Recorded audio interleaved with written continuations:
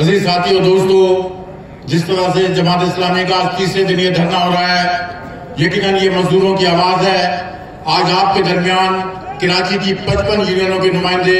آپ کے درمیان موجود ہیں۔ اس میں گارمنٹس فیکٹری بھی ہے، اس میں سٹیچنگ بھی ہے، اس میں وہ ادارے بھی شامل ہیں جن کے مزدوروں کو نکال دیا گیا ہے۔ بلدیاتی اداروں کے محنت کش بھی یہاں شریک ہے۔ Karachi water and sewerage board کے ہیڈ ورکر بھی آپ کے درمیان موجود ہیں، KDA کے لوگ بھی موجود ہیں، اور اس کے علاوہ پرائیویٹ سیکٹر میں ہماری بے شمار یونین ہیں، فارما کمپنیز ہیں جس کی نمائندگی کرتے ہوئے یہاں پہ ساتھی شریک ہوئے ہیں۔ یقیناً یہ نمائندگی صرف نمائندگی نہیں ہے، یہ لاکھوں افراد کی نمائندگی ہے، یہ ان لوگوں کی نمائندگی ہے کہ جن لوگوں نے نہ صرف یونین کے اوپر، نیشنل لیبر فیڈریشن کے اوپر اعتماد کیا ہے۔ جس طرح آپ جانتے ہیں کہ سندھ گورنمنٹ تمام پورے پاکستان کی صوبوں سے زیادہ ایک کرپٹ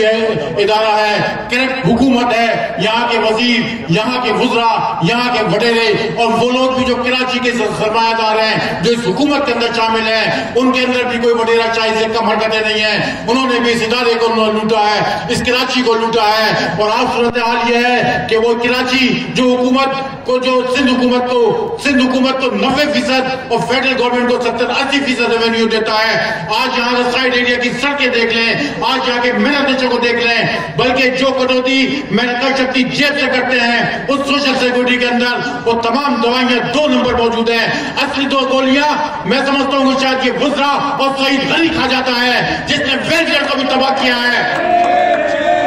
یہ وہ ہے جو اپنے آپ کو مزدور کا بیٹا کہتا ہے، لیکن سب سے زیادہ کراچی کے اندر جو محنت بچوں کو استحصال ہو رہا ہے، میں سمجھتا ہوں سندھ کی تاریخ میں اتنا استحصال نہیں ہوگا جو اس کی صدارت، اس کی وزارت کے درمیان ہو رہا ہے۔ لیکن آج جو جماعت اسلامی نے یہ آواز اٹھائی ہے، آج جماعت اسلامی جو بات کر رہی ہے، کراچی کے محنت آپ کے ساتھ ہے اور آپ کے ساتھ انشاءاللہ آگے بھی بڑھیں گے۔ یہ ریونیو دینے والا سندھ جس سے یہ تمام مرکز کی حکومت پلتی ہے، مرکز کے تمام یہ ججز بیٹھے ہوئے ہیں، سپریم کورٹ کے جج بیٹھا ہوا ہے جو کہ فیصلے کرتا ہے کہ مدینہ مسجد گرا دو، فلاں ٹاور گرا دو، فلاں مزدوروں کی جھکیاں گرا دو، فلاں کو تباہ کر دو، فلاں کو برباد کر دو، لاؤ امریکہ سے معاہدہ کرو اور ڈرون حملے کر دو اس کراچی کے اوپر، تباہ کر دو اس کو، تو یہ کراچی رہے گا اور اب تمہاری یہ دھرتے رہے گی۔ یہ تم پلے ہو، تمہارے کالے گاؤں سے محنت کشوں کے ٹیکس سے پلے ہیں، یہ وہ لوگ ہیں جو مزدوروں کی کمائی سے پلنے والے لوگ آج کراچی کے محنت کشوں کے ساتھ ظلم کر رہے ہیں،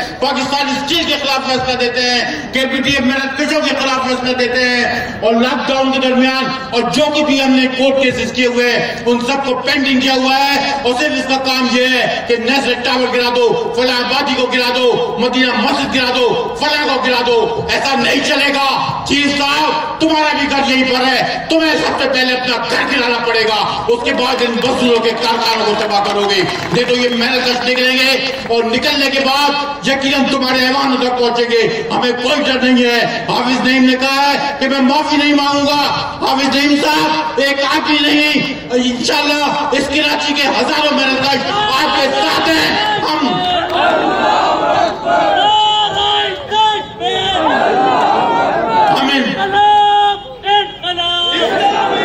ان پیدا کیوں سے جو بیٹھے ہوئے ہیں ان سے نہ ڈرتے ہیں نہ دبتے ہیں۔ تم نے 25,000 کا جو محنت کشوں کا فیصلہ ہوا تھا اس کا اسٹے دیا، کیوں دیا ہے؟ تمہاری تنخواہیں، تمہاری مراد لاکھوں روپے ہیں اور 25,000 کے لیے تم نے اسٹے دے دیا ہے، اس لیے کہ تم محنت کشوں کی بات نہیں کرتے ہو، تم سرمایہ داروں کی بات کرتے ہو۔ اس کے بعد